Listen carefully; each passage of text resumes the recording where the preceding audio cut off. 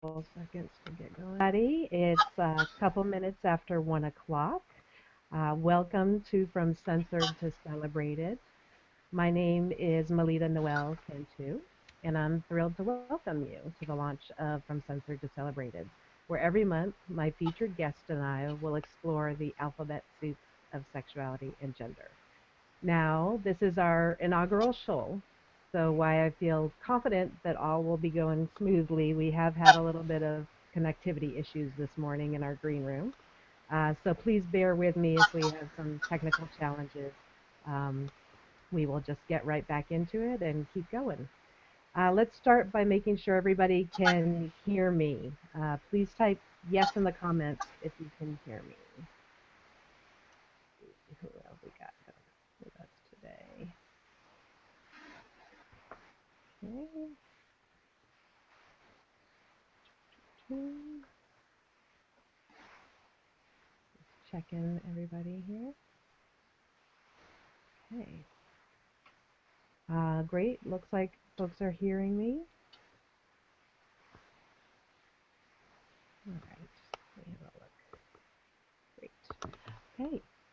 So during each Censored to Celebrated Hangout on Air, I'll interview a guest who has a particular expertise and passion for the diversity of sexuality and gender and is actively engaged with the alphabet soup, both personally and professionally.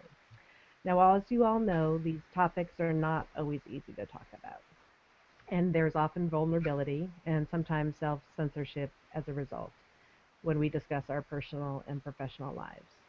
So my goal today is to fully witness and celebrate my guest as we explore sexuality and gender in our conversation. And I invite you to join me in that celebration. So before I introduce my guest, Josh, I want to tell you a little bit about my inspiration for From Censored to Celebrated, as my awareness of the alphabet soup has been simmering for almost 30 years. As you may be able to tell, I'm quite passionate about exploring the diversity of sexuality and gender. While we all experience sexuality and gender in our lives, we don't always know how to talk about them, either personally or professionally. So I had this somewhat unusual experience of taking a comprehensive sex ed class at my Unitarian Universalist church when I was in sixth grade, so I was about 11. As a result of taking this comprehensive class, which went for the whole year, I have become the go-to person about sex with my friends and even in the workplace and, of course, during college. While I didn't think that was unusual at the time to take that kind of class at my church, I now know that in my life I didn't get censored or experience anything worse than censorship in a way that many people do in their own homes, with their own families, in churches, or their places of faith, at school or at work. So for me, this formative experience made it a lot easier for me to explore and to celebrate the fascinating alphabet soup of sexuality and gender. And it ultimately led me to getting my master's degree in sexuality studies at San Francisco State University. So that's a little bit about me and how I got here. And now let's get to learning more about my guest. And because this is my inaugural show, I have some notes here, so just bear with me. Today, I am thrilled to have the opportunity to talk with my friend and colleague, Josh Krueger McAdams. Josh, you are now on camera. Welcome. Josh is a psychotherapist in private practice here in Austin, Texas. He is also the president of the board of the Human Empathy Project. And for full disclosure, Josh is so good at his work with the board that he did a great job recruiting me to be on the Human Empathy Project board as well. So thank you, Josh, because it's been a fantastic experience. Thank So you. Josh, thanks so much for taking the time to talk with us today. You're welcome. I'm thrilled to be here. Yay, great. Okay, now I have some questions for you. And I also want to invite the audience out there. Hello, everyone. Thanks for joining us. I would like to invite you to post questions on the event page, and we'll do our best to get to them. I do have some juicy questions for Josh, so if we don't get to your questions today, we will be able to answer them after the show. So also, I want everyone to feel free to share any insights you have during the conversation by using the hashtag censored to celebrated. And you can see that here on the screen. So, all that taken care of, Josh, let's start off with a fun question. Um, it seems like most gender and sexuality professionals have their preferred version of the alphabet soup acronym that they use in their work or in their community regarding sexual orientation and gender identity. So, my question is, which acronym do you generally prefer and why? Thanks, Melita. That's a great question. Well, I'd say in my practice, I primarily use LGBTQ, the Q meaning queer. I think that it is the most commonly used, specifically with a lot of the clientele that come into my office. And everyone seems to have a certain degree of comfort with that alphabet soup there. But I think personally, and with some clients specifically, I only use the term queer, and I understand some of the risks, some of the challenges that come with reclaiming a word that may have at one point been derogatory. And so I am hypersensitive to using that word sparingly and only really connecting with people around the term queer or the use of the phrase queer community when I feel like somebody is most comfortable using that term. So lately I've been trying to make a transition, particularly with my clientele. I'm using the letters VSG, or diverse sexuality and gender. I think it's all encompassing. I think it's less stigmatized. I think that it doesn't create an us versus them false dichotomy. So I've been really trying to thread that through and raise awareness. Great. Yeah, well, it's interesting with DSG, so diverse sexuality and gender. Um, I've also heard gender and sexuality diversities. And so I'm wondering, just because you can kind of reorganize those three letters, are we going to be dealing with another alphabet soup? Or do you think this one's going to stick and be pretty straightforward? You know, I think that's a possibility. And I am not so much concerned with what letters we're using if we're using letters that don't promote stigma any longer. I think that the challenge that I have with some of the alphabet soup that we currently use is how limiting it might be, how exclusionary it is of certain populations still today, no matter how long you make it. Yeah, And the good news about diverse sexuality and gender, or gender and sexual diversity, however you rearrange those letters, there's a lot of inclusion, and it creates a spectrum that everyone exists on and doesn't really limit anything or anyone. yeah, great. That's a really good point. Thank you.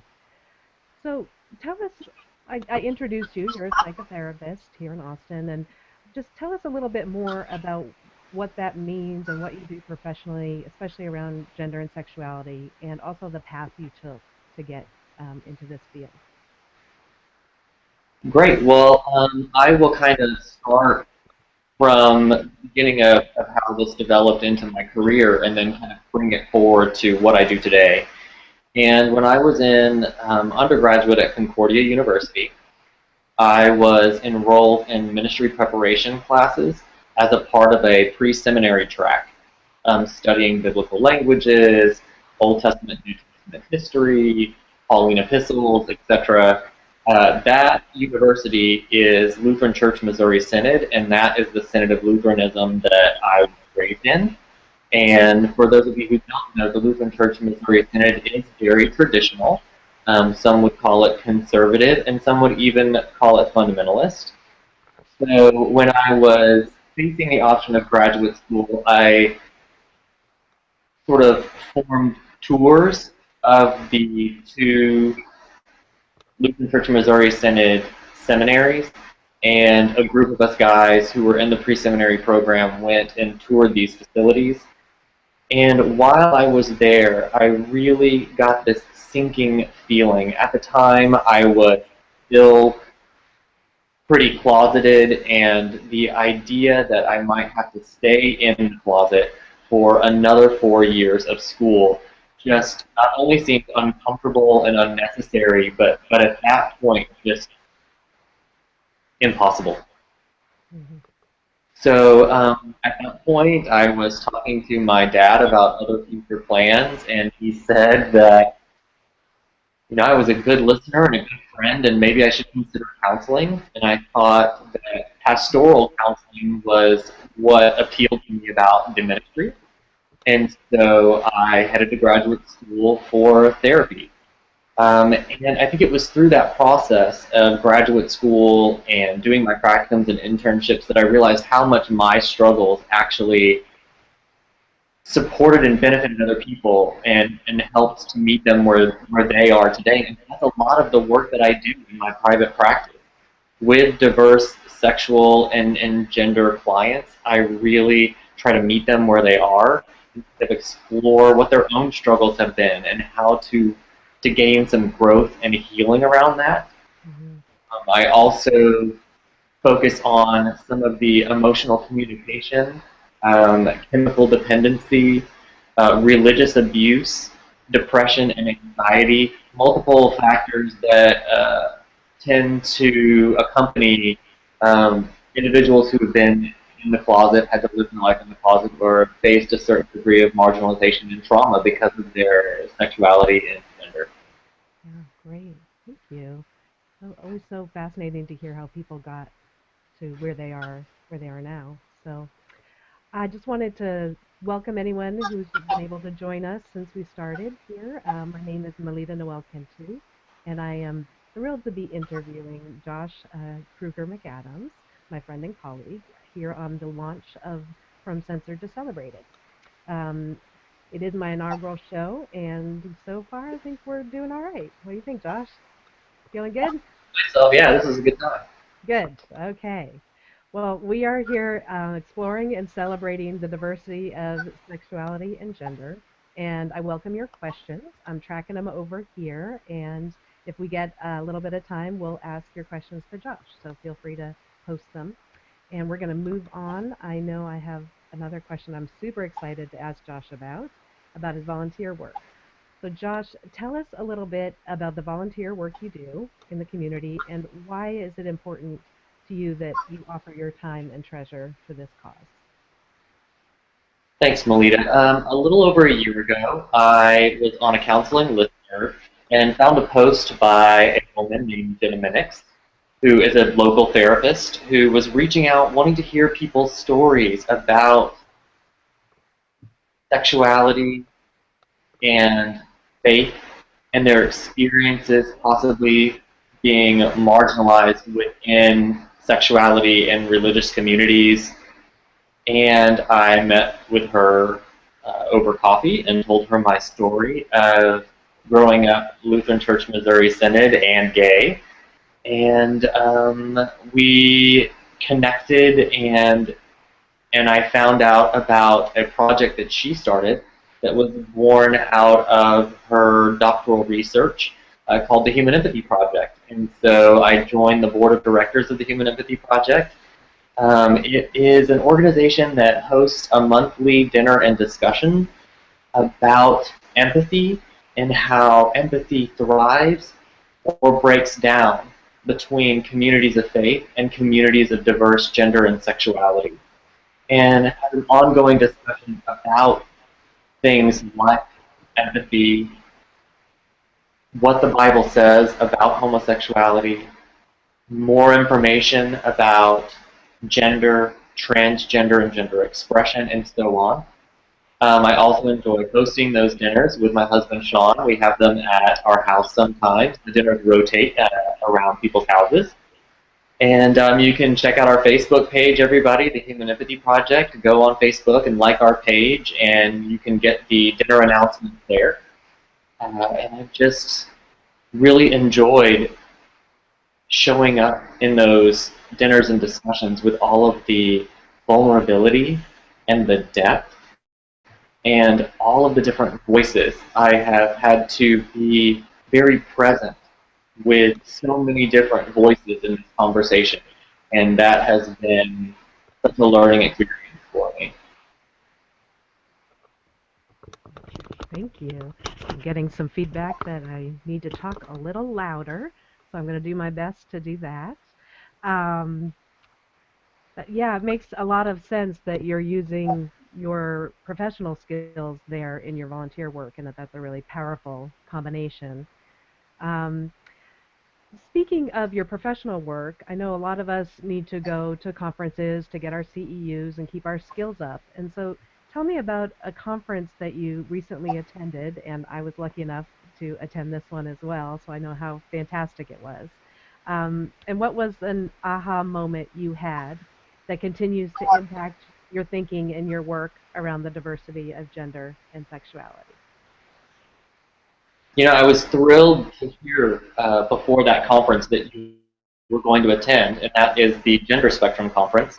I had been on the fence about it because I already had my continuing education units for my license and knew that I would just be going to this conference for my own benefit and decided that it was something that I needed to do. So I was thrilled to hear that you were going as well. It kind of sealed the deal for me. And I hopped on the plane and went to Moraga, California. And it, it was the best conference I've ever been to, first of all. And I was just thrilled. I heard more than once at the Gender Spectrum Conference, this is not a transgender conference. Hmm. It made me realize how limiting the term transgender really is. You know, we talked about that alphabet soup and challenges with the alphabet soup, and I think that that's one of them. You know, people hear the T in LGBT and have a certain idea about what transgender is. And then when I went to the spectrum and I learned about all this huge, vast pool of gender expression. One of the examples they used is that gender is a color wheel, and that there are a myriad colors, and we're all colors on this huge color wheel of gender. And I thought that that was really beautiful. And I also started reading the text, Trans Bodies, Trans Selves, which you can pick up just about anywhere. It's a new text. It was along the same vein of Our Bodies, Ourselves, that was very empowering for women, and I think that people wanted to do the same thing for trans folks. And that book talks a lot about the different ways that people might choose to explore gender and the ways that people understand their gender. And it was just a real aha moment for me. Awesome.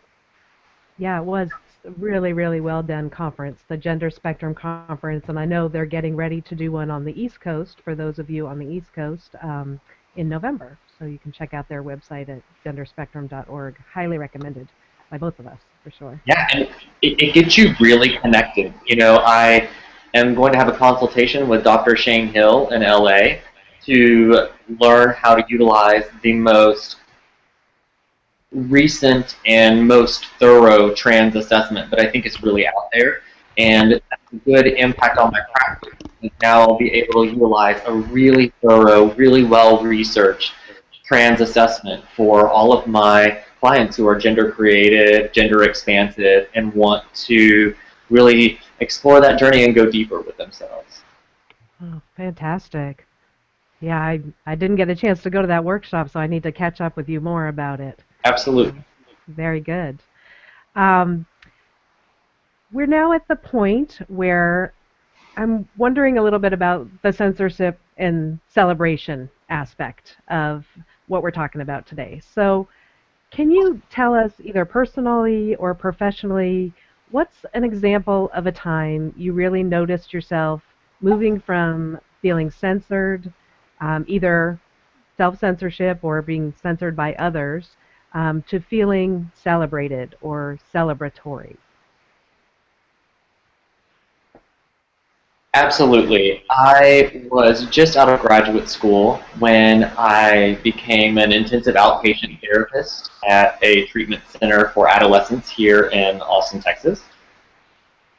And I came into this knowing that the type of young men that I would be working with were hyper-masculine, had been involved with gangs, drug dealing, violence, tough schools.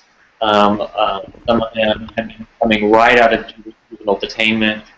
Um, and they really were kind of the physical manifestation of everyone that I would say had hurt me in my past. You know, for me, I told myself this story about who I was going to be working with, and for me, it was a really scary one, one that I really had gotten some distance from as an adult and didn't really concern myself with too much in my everyday life. And so now to be faced with it again and to be providing services uh, to men who, quite frankly, scared me a little bit was an intense experience for me. And I initially felt like I had to present as a very masculine authority figure to an extent, which was outside of my character and really who I am. And all I kept thinking was, particularly with adolescents, that it's more important to be yourself because they'll see right through you anyway. And I was responsible for leading the therapy group, the process and support group for the men at the intensive outpatient program. And at one point, I realized that our rapport was suffering from me being dishonest by keeping that part of myself quiet. And there was a question that almost made it unavoidable for me to come out. And I thought, here it is. Here's my chance to go from censored to celebrated, to use your words. And I came out to this group of guys who, again, represented the men who threatened me for most of my life. And I found on their part some immediate discomfort and surprise and sort of shock. And then what unfolded from there was more rapport building, more trust. I even had one young man walk up to me and say, I've never had somebody just blatantly come out of the closet like that to me. And it made me surprised and uncomfortable. I can't remember his exact words. And then he said, I'm so glad you did. He's like, I'm cool with it. I'm cool with it, you know? And I guess I just realized that the bias that I had toward this group was what was holding me back, because the acceptance on the other side of it was so much greater than I ever could have imagined. Yeah. Wow, that's really, really powerful. And I've been thinking a lot recently just about this idea of coming out and how can be a daily process. It's not necessarily a one-time process. Has that been your experience with it? Absolutely. Coming out is an ongoing process, even with my family. There are layers of homosexuality, of sexuality in general, of gender expression that my family is still exploring together. And then in my everyday life with meeting new people, with encountering strangers, to what extent am I opening myself up to them or feeling safe? Yeah, it's an ongoing process. A lot of times I work with clients who have come out to their family once, 15, 18 years ago sometimes, and have never talked about their sexuality with their family since. And that's not having a responsibility to your greater truth. It's really not healing and growing, and it's not providing a space where empathy can thrive. And so we really work on that ongoing experience of coming out. Yeah. Well, and it's a very vulnerable process, so that makes sense that there could be a lot of fear around that in different environments and with different That's people. absolutely the place that we start, is focusing on the fear and shedding some light on it, and getting the fear out of those dark corners where it can thrive, and pulling it out of those dark corners and illuminating it and working on it and speaking it out loud. Fantastic. Yeah, there's something to hibernating in the shadows, but there's a lot of power in coming into the light too, and feeling that celebration. moving from censorship. So we are getting to the end, but I have one last super juicy question for you. And this is for me a real celebration kind of question. And that is tell us about someone who inspires you in your work with sexuality and gender. Well, first and foremost, I just want to give a huge shout out to Alan Downs, who wrote The Velvet Rage, Overcoming the Pain of Growing Up Gay in a Straight Man's World. I can't tell you how much of an impact this book left on me and how much of an impact it still continues to have on clients that I see. I also host a gay men's group that uses this text to help foster deeper connection, vulnerability, and an understanding of how marginalization has affected us as gay men. One of the quotes that I just wanted to read really quick from Alan Downs is, "We envision a lonely life, one that is childless and socially outcast. We believe that life, as we have known it, will completely collapse the day we announce that we are gay. Hmm. Of course, you know that life doesn't collapse. Instead, life can take on a richness and added dimension of emotional depth that you can't even imagine before taking the leap of coming out." Wow. And then I also just wanted to say that my family, friends, and colleagues inspire me. My husband, Sean, my mom, my dad, my sister and her wife, Jenna Minix, you, Melita, Adam Maurer, Caleb Craner, Fantastic. just amazing people in my life. I'm so thrilled to have you all in my life, and you're all very inspirational on a daily basis, and y'all remind me constantly the amazing power of doing this type of work. Yeah. Thank you. Oh, well, thank you. That was a great quote, and we'll be sure to get that up so people can read more from that author. Sounds super inspiring for your work, and I'm sure for other folks too. Question here, and I know we're right at the 1:30 mark. We started a few minutes late because of technology issues, and so I wanted to check with you, Josh, if you're willing to stay a couple extra minutes to answer Matthew's question. He's got a great question here. Would that be okay? Sure, that sounds good. Okay, here we go. So let me see if I can do this, get it up on the screen, and read it to you. Should be able. So Matthew is asking, as cisgendered, queer, or straight people, what are some ways we can be the best ally to our gender spectrum friends? Thank you so much, Matthew. What do you think, Josh? Yeah, thank you for that question, Matthew. That's a great question. You know, I'm still really trying to explore and figure that out for myself. I do know that the more education I receive and the more I just open myself up to the new ideas of gender expression and gender expansion, um, the more energy I put out there for being welcoming and being hopeful and being celebratory about gender just in my own life. And I really think people can sense that. And I just really can't promote the education around gender enough. Trans bodies, trans selves, again, has been really helpful because there are a ton of resources in the margins of how to get connected. And it really inspires me to reach out to local trans organizations because there are a couple here in Austin, and that's a way to sort of get involved and bridge some of those gaps. Yeah, fantastic. Thank you. Good question. I know Josh and I have talked a lot about what it means to be an ally, so this is a fantastic question. So Josh, thank you so much for joining me today. I believe that you and I have, and everyone who's been joining us, has successfully launched this Hangout on air with full fanfare and celebration. So thank you. Really interesting, juicy stuff. Um, how are you feeling?